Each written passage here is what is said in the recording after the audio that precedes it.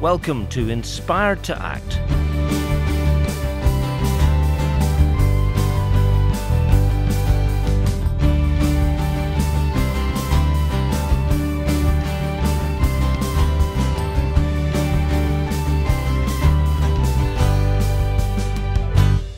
Hi there, welcome to Inspired to Act, a podcast from Thrive Ireland. I'm Will Leitch. And I'm Diane Holt. So how are you doing? I hope you're all well. Thanks to everyone who's downloaded and listened to us so far. If you've enjoyed it and found it interesting, please spread the word. Tell people how they can listen to us. How are you doing, Will? Enjoying being a podcaster? I really am. You know, I'm quite busy. I'm meeting lots of people, lots of listening and thinking and planning and interviewing. How about you? Well, I have to say I have been learning a few lessons about patience and letting God be in control over the last few weeks. But some exciting things have happened, and hopefully at some point, hint, hint, I'll get the chance to talk about them here on Inspired to Act. So please keep listening. I'll tell you this, I'm hardly ever out of Studio 2 here at Commission. I know you keep WhatsApping me. I do, I'm sorry. Now, I'd have thought that Dundonald was the global focus of inspirational podcasting. That it might one day eventually become. Yeah, right. Anyway, I think we should really get to work. This is Inspired to Act from Thrive Ireland, helping you think about the realities of peace building and reconciliation and stepping up to make a difference. We're produced with support from the Northern Ireland Community Relations Council. And production is by me, and it's done at the studios of Commission Christian Radio in Dundonald. Now, we'd love you to think about something, and it's this. What can we learn? What can you learn from what we're going to hear? And this time, it's not going to be easy listening. We're taking you 4,000 miles away from Dundonald to East Africa. Last time, Tony Macaulay told us about his new book, Kill the Devil, set in post-genocide Rwanda. This time, we're meeting a couple of guys from East Africa who are actually making a difference in their communities. They were inspired to act. First of all, Rwanda, and a man who never thought he or anyone else could forgive and move on. What has been happening really in Rwanda, it's a miracle from God, because forgiveness, it's very divine. But at the same time, it's a possible miracle when there is a willing and the vulnerability and the risk of taking that risk to move forward. And we'll also be in Kenya, where a man organising some training in healing and reconciliation found it was changing him. I followed through the training, and on the third day, I received a significant healing. And my anger and my view of the enemy community received a radical transformation. But now I was willing to embrace them. That's two friends of mine, Christophe and Allan. And we took the opportunity to get their thoughts here at Commission during their most recent visits to Northern Ireland, where they were here working with Thrive Ireland. Now, this autumn we've been shocked and horrified by the news from Israel and Gaza. Very nearly 30 years ago in 1994, the world was shocked by the horror of what became known as the genocide in Rwanda. Over 100 days, members of the Tutsi minority ethnic group, as well as some moderate Hutu and Twa people, were killed by armed Hutu militias and by many others caught up in the killing who then took part in it themselves. Now, estimates vary, but as many as 1 million people may have died in the violence or trying to flee from it. And the world watched and failed to stop it. One of Africa's most savage and enduring ethnic feuds between the Tutsi and the Hutu tribes. Thousands of civilian Tutsis were massacred and their houses bombed. In many cases, whole families were thrown in pits and wells. I've seen some of the most terrible things today that I've ever seen. It's been absolutely horrific. The killings, the random killings. How do we get to the point where an entire nation is chanting, we will exterminate you? Did anybody say, well, wait a minute, this is not right?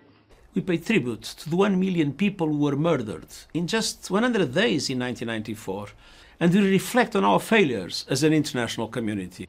Diane, you know Rwanda a bit. Tell me about that. Well, you know I have visited Rwanda a few times with church groups, with victims groups, and also as part of Tear Fund's Inspired Individuals Leadership Programme. And I got to know a really great guy called Christophe Mbonyingabo. And he is the founder and CEO of an organisation called CARSA, which stands for Christian Action for Reconciliation and Social Assistance. And they help Rwandan communities on their journey towards healing, forgiveness, reconciliation and sustainable development. But here's what's different to here. In Rwanda, the government encourages organisations like CARSA who want to bring unity at local community level, and they also support trauma healing. But also the local churches are at the heart of this work from CARSA, and they try to bring perpetrators and their actual direct victims together to listen to each other's stories, and hopefully for perpetrators to get to a point where they can confess their crimes and ask for forgiveness. But I didn't realise until the last time that I was out that actually the journey that they go on, it's 7 days, time that we would never, I think, probably take here. That's a long time, yeah. Yeah, but 5 of those 7 days are actually focused on trauma healing, because that is what enables the people to get to a point where they can actually, perhaps, forgiveness can be possible. And it also gives the opportunity for survivors to hear about their relatives, how they died, where they were located, enable them to receive a proper burial. But burdens are really lifted because of this process. And it's not just from the perpetrators, but from the survivors who carry hatred and pain and fear. It's so powerful to be in the room with these people as they continue on this journey of reconciliation and forgiveness. Well, let's get their stories. Despite being Rwandan and being Tutsi himself, their troubles, if you like, meant that Christophe Mbonyingabo was born and raised in the Democratic Republic of Congo, that huge troubled country next door to Rwanda. And he told us why very shortly after the genocide he went back to his home country, back to Rwanda, and why he eventually saw hope. When the genocide against Tutsi happened in 1994, that was like the end of the world for the whole region, but mainly for the people in Rwanda. For within 100 days and so, over 1 million people being killed. If you do numbers, every 1 minute, 8 people were being killed. Every minute. And here, they are not being killed by their enemies, enemies in the sense that came far from them, but their neighbors, their friends, people they grew up with. And we're not being killed by being shot by guns. It was machetes, crabs, and, other sort of traditional weapons. So you can imagine the type of death people experienced. And those who survived, what they have experienced. So after 1994, when the genocide against the Tutsi was over, Rwanda was like completely destroyed. The country was like completely dead. Blood all over. Dead bodies everywhere. It's a situation you chose to go towards. Why? For various reasons. I was curious to get to my origin, my country, my roots. By then, I wanted to go and continue with my studies. But thirdly, I also want to be, there and see in one way or the other if I could, be part of the new country, the new world, the new life. Like everyone was like, how many people have survived? How is the country now? Who is going to rebuild this nation? So all those was part of me. You described what it looked like, but how did it feel like? How did it feel like in society with a great deal of pain and no doubt a great deal of anger, a great deal of fear still there? Could it happen again? Or will there be justice? All those questions people are bound to ask, all those questions people ask everywhere, they've asked them here. What got you thinking that I can make a difference, or I can be part of a difference, or I, with my God, can make a difference? Yeah, I think in the first place it's hopeless. That's the feeling that was there. It's hopeless. Sort of like fear. That's what's going to happen. How is it possible to even bury the dead bodies? But at the same time, looking and comparing to what had been happening 3 months before, which the genocide against how people were killed, and seeing how that has been stopped, there was sort of like small light of hope that maybe since this has been stopped, since now life is starting and people may move around a little bit easy by then because it was not easy, but still there was that sense of like a little small light of hope that maybe life will be possible again. Maybe there's still a chance to, again, restore life. There's much more from Christophe to come, but let's hear from Dr. Allan Waihumbu, a trained vet from Kenya who now runs WAPE, Way of Peace. Now that's a response to murderous violence I suspect fewer of us remember.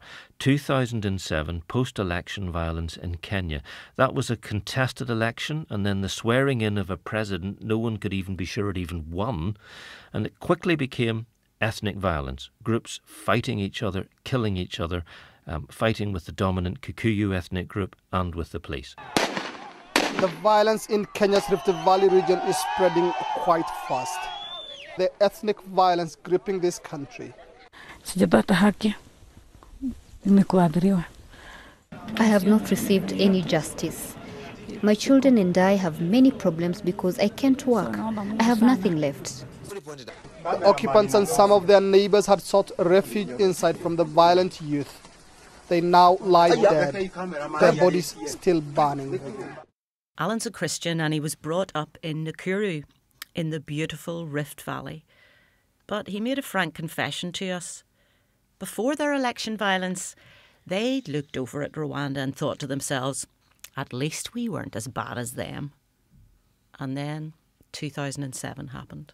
That conflict was really unprecedented because Kenya largely was referred to as a peaceful nation. All the unstable states around find their refuge in Kenya. So we had never thought of a conflict that would go to that scale. I would say we were caught off guard, but we also were not keen to read the signs because we were not keen to learn from Rwanda. So every steps that Rwanda may have experienced, we were experiencing each, but we were not keen. So Rwanda was that country far to the west where there'd been a genocide, but you found yourselves thinking nothing like that could ever happen here. And actually calling Rwandese animals, saying, oh, no, you can't do that to fellow brothers and sisters. You can't do that. So we thought they were very cruel and we were very good guys. So we never thought we could do that. But may I say, had it not that the international community intervened quite in good time, we were heading that route. Yeah, we just had a tip of the iceberg. Mm. Yeah, but it never happened to the same degree in Kenya as Rwanda. No. Even so, there was conflict. There were many deaths. Does the country look back on it as a terrible time, an acknowledged time, or do they look back on it as something they don't want to remember? People always say that was a bad time. They do not want to go back there again. But you see, it's not something that you say, I want to go back there. It's the action, the day-to-day action that slowly cooks into that kind of a scenario. So as long as the nation is not keen to put out the heat as it starts building up, then you get there without knowing. Diane, that's chilling listening. Allan says if it hadn't been for the international community who this time did act, Kenya could have been another Rwanda. What he saw, and it was all of it, horrible, horrendous, but he says it was the tip of the iceberg. Yeah, it's so horrific. But this was 2007, 2008, and by that stage in Rwanda had managed to set up a truth-telling process through an old tribal system of gacaca courts. Gacaca literally means on the grass, and it's for the whole community. They come together to judge local perpetrators who had been sent to them from the prisons following the genocide, I hadn't realised just how many thousands and thousands of people had been swept up because they literally didn't know who had killed just rounded them up. and who had been innocent. Yeah, they didn't know. And actually, there was no justice system. 2 million people displaced as well as 1 million people killed. So this was the only way they were going to get any sense of justice or any sense of truth. It was the first opportunity that people had got to hear about what had happened to their loved ones. So Christophe's own loss of his father and brother led him on a journey to Christian faith. And because of the forgiveness that he found, he wanted to help others to find peace internally and within their communities. So he formed CARSA in 2002. Well, Christophe had to get people into the same room to start the process. Now just think about this. Former neighbours, killers and survivors, who I'm sure could barely even look at each other. So how do you even do that? I wish we could get rid of differences as humans, because we are so afraid of differences that we approach differences violently because of the fear of the other. But unfortunately, there's no way to get rid of differences, because differences are meant to be with humans. And differences is part of this whole world and the earth and the creation. So differences are inevitable. We only have to learn how to accept, embrace, and celebrate differences than seeing differences as a threat. If you are meant to live with people, you have to learn how to live with them and solve any conflict or misunderstanding for your own benefit, both sides. And so that's the same approach we approach genocide survivors and genocide perpetrators. These people were neighbors before the genocide. Of course, the genocide happened, and one group killed the other for various reasons and because of the political ideology and long history and all of that. And these people made the wrong choice to kill their neighbors just because of, again, the fear of the other. But now, they find themselves again living together. Perpetrators were back from the prisons through all the systems we went through as a nation. For how long are they going to live together without seeing each other and talking to each other and greeting each other? For how long? For how long do you suffer seeing your perpetrator moving around? For how long do you suffer seeing the survivor, the victim, the person you want to kill, survived miraculously, is passing and you see her or him? For how long? That's a torture. It's a psychological, it's a mental torture for both sides. And so then here we offer an opportunity. Say, let's come together and deal with that psychological mental torture that we all live with. And maybe just deal with that. Give the opportunity to the survivors to talk to the perpetrator, and give the perpetrator the opportunity to face and watch in the eyes of the survivors, understand their pain and their suffering, and maybe courageously ask for forgiveness. So that's how we bring them in the room. Not an easy task, not at all. No, definitely not easy. So for his part in Kenya, Allan had to deal with very similar issues following the conflict. He was initially sent by the Anglican Church to minister to the physical needs of people, bring them food, those people who had been displaced by the conflict. But he realised that there was huge spiritual and traumatic needs and anguish that these people had, and nobody was dealing with that. So he participated in training from Rwanda called Healing the Wounds of Ethnic Conflict, and then he began to train more and more facilitators because he saw what a difference that made. And he eventually gave up his lucrative career as a vet to set up Way of Peace. In this training, it wasn't just about getting two people in the same room. That happened, of course. It was about having people from two different tribes, two opposing tribes actually, sharing a bedroom. When we reported to the hotel, the facilitators, they made it purposeful that each room had two beds and they were putting two different tribes together. I don't know whether that was wise, but it could be disastrous. It was certainly brave. Yeah. At first, it's normally very tense.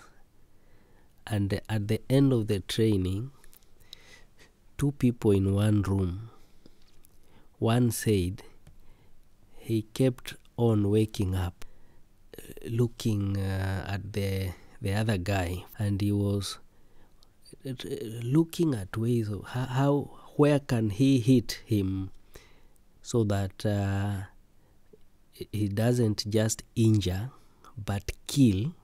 Actually, as this one was thinking about killing the other one had come with enough money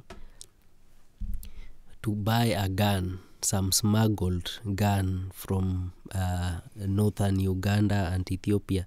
So he came with money enough to buy a gun. What he did not know, even the other one, was thinking about something similar. So that's why I said I don't know the wisdom behind these trainers putting. It could have been disastrous, but as tension melted, the two people sharing rooms fellowshipped quite a lot. But at the end of the training, the same guys, they went eating roast meat. They went out roasting meat because he confessed. And eating meat together. Yes. Symbolically very important. Yes. Sharing that meal. Yes. It's really hard to imagine that transformation. In Rwanda, Christophe also saw remarkable things happen. And here's just one of them. Here's the story of Francois and Peter. We invited survivors and perpetrators, helped by the church leaders, local church leaders, government leaders. They came in the room. We start facilitating the trauma healing workshop that we have. And we did not know who was who, basically. On the 4th, 5th day, we start talking about repentance and forgiveness. And then in the afternoon, we gave them the opportunity to give feedback or ask questions. And the guy called Francois was the first one to stand up. And he started explaining how he was involved in the genocide. And he said all what he had done with whom and all. And suddenly point out a thing and say, actually, during the genocide, I was involved in killing that family of Peter. Peter was a survivor sitting there. While Peter was my neighbor and we grew up together, we actually married at the same time. Our kids had the same age, almost. But I was involved in killing his wife and 5 children with the other mob of killers. But now I want to ask him for forgiveness. Say, Peter, please forgive me for what all I've done to you. And for 5 minutes, we were quiet, all of us. We didn't know how to respond to that. And suddenly, after 5 minutes around, Peter stood up and started explaining how, yes, what you've said, Francois, is true. And you know me, you see me, how I'm an old man now suffering. We're neighbors, and my kids were all the same age like yours. We grew up together as teenagers, young people. But now you've made me suffer. I am desperate, hopeless. I'm completely broken because of you. Why did you do that? And now you are out of the prison, you are enjoying life with your family, and I'm suffering alone here. But because you've been courageous enough to stand in front of this group and ask for forgiveness, I forgive you. That again took him, I was like, really? Even though I was facilitating that, but I did not really know the actual outcome. So hearing that was troubling me because why do you forgive this man? How do you do that? You know, but again, it happened. So that was my first facilitation workshop, bring these two groups together, 2006. Now it's over 10 years. I've been in so many groups like that. Allan has a story from Kenya about transformation during a training session too, but this one is different because he was organising that training session. Yeah. This story is about Allan himself. I was tasked to organize that training, and this was bringing in women mostly in most affected areas, those who had lost their husbands, their children, raped, maimed. The training happened, and as the organizer, I would peep in and I would sit down, and I followed through the training. On the 3rd day, I received a significant healing and my anger and my view of the enemy community received a radical transformation. I will say it's not common that way, but now I was willing to embrace them.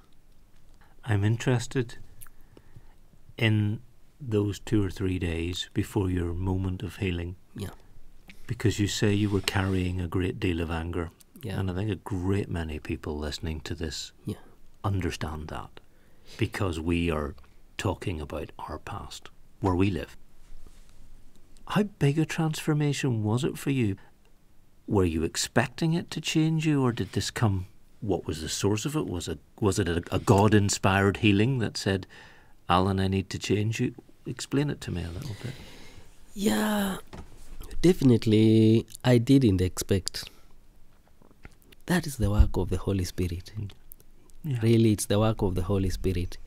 Because some of the people I work with today, their stories can only be explained through an act of God. Yeah, their journey of forgiveness and repentance can only be explained as an act of God. That is the Holy Spirit. You're listening to Inspired to Act from Thrive Ireland. We're going to take a quick break.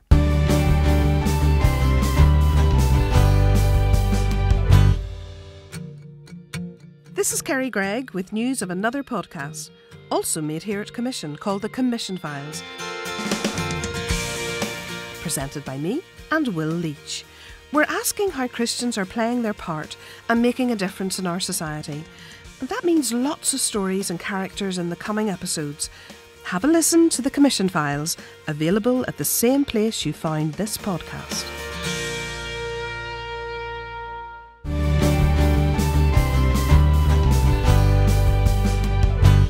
We're back with Inspired to Act, and we're in Rwanda and Kenya with Christophe Mbonyingabo and Dr. Allan Waihumbu. And there's another word we wanted to ask Christophe and Allan about, a word we hear a lot here in Northern Ireland.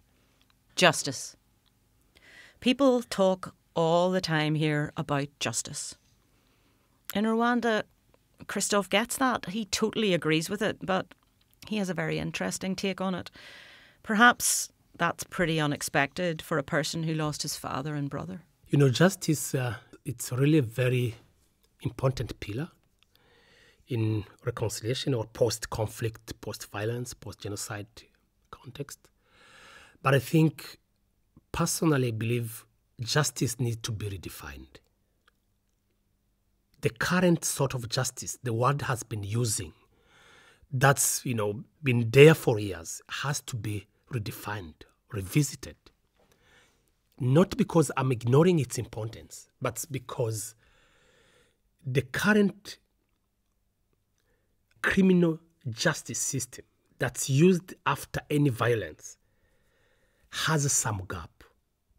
And the gap is what? Imagine someone walks in your house, kills your wife or children, here the police intervene, arrest the person, the perpetrator, takes him to the prison, is judged, convicted, and sentenced for 20 years.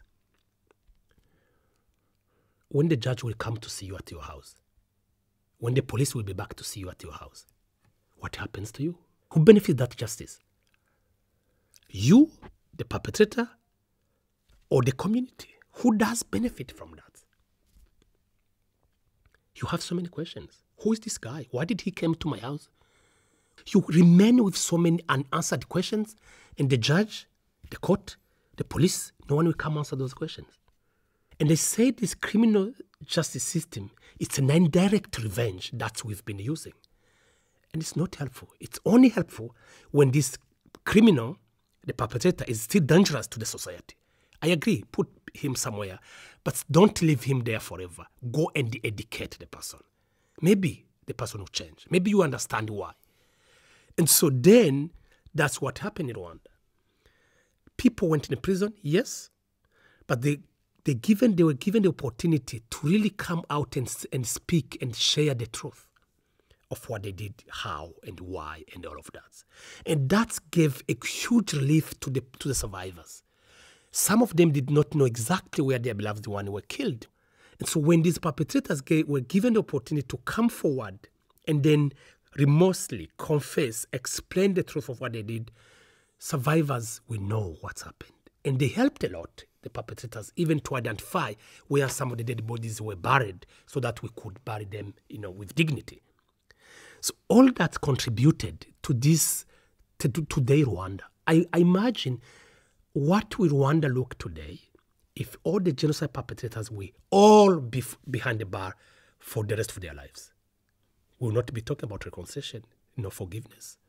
I don't know what we'll be talking about today. And so that's why it's very important, but need to be redefined, revisited, and contextualized. Very important. Now, just listen to Allan talking from the Kenyan context. How does he see justice? Justice is key, and it's part and parcel of the peace process. In my experience, justice is more of the function of the higher authority, the government. But the whole issue of healing, that is what is most immediate need for any victim, because justice may never come.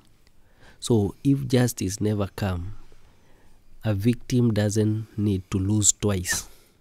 You lose the peace of heart and mind, and also lose justice. Justice is very critical, and it also assures a stable tomorrow, because if a victim is assured of their justice, even the perpetrator will not want to be on the wrong side of the law next time, because they know there is justice. So that is a paramount thing which the state must keep on. But as you know, in political systems, justice is hard. It's hard to come by. That's why it's important to make the peace of the victim the central thing, because justice is more a political term, and the Bible talks about justice a lot, and that is really central to God. But in the Christian circles, you will say God is the only righteous judge. All other systems of justice, they're human and they're flawed. Yeah. And sometimes they end up wounding the victim more. So here are two men, Christophe and Allan, who know grief and pain and loss, and who think justice is vital. But they put healing before justice. They realised that they needed to heal to have that sense of peace. We've almost used all our time, Diane, and I know there's been a lot to think about in the experiences of these two guys, men who were themselves inspired to act.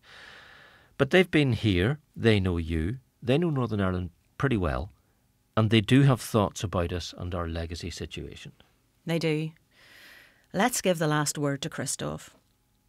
He told us that he wouldn't presume to tell us in Northern Ireland what to do, but we did ask him what he thinks.